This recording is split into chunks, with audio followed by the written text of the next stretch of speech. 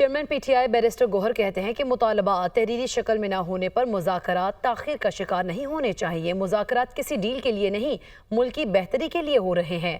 Opposition leader قومی assembly Omar Ayub نے کہا، ہم نے آزادانہ ماحول میں بانی سے ملاقات کرانے کا کہا تھا۔ حکومت کی طرف سے تاحال ملاقات کی اطلاع نہیں ملی۔ حکومت کی مذاکرات میں سنجیدگی یہ بات ماننے سے ہی واضح ہوگی۔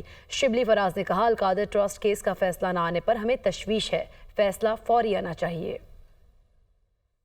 خان صاحب نے یہ کہا تھا کہ 2 نقطوں پہ ہم لمیٹڈ مذاکرات کرنا چاہتے ہیں، ایک کہ سارے اسیران کی رہائی ہو، اور دوسرا 26 نومبر اور 9 مئی پہ کمیشن کا قیام ہو۔ اسی طرح تعطل کے شکار نہیں ہونے چاہیے مذاکرات۔ حکومت کو 2 ٹوک الفاظ میں کہا تھا کہ ہماری ان مانیٹرڈ اور انفیٹرڈ ملاقات وزیر اعظم عمران خان صاحب سے کرائی جائے۔ ابھی تک ہمیں کوئی اطلاع حکومت کی طرف سے نہیں ملی۔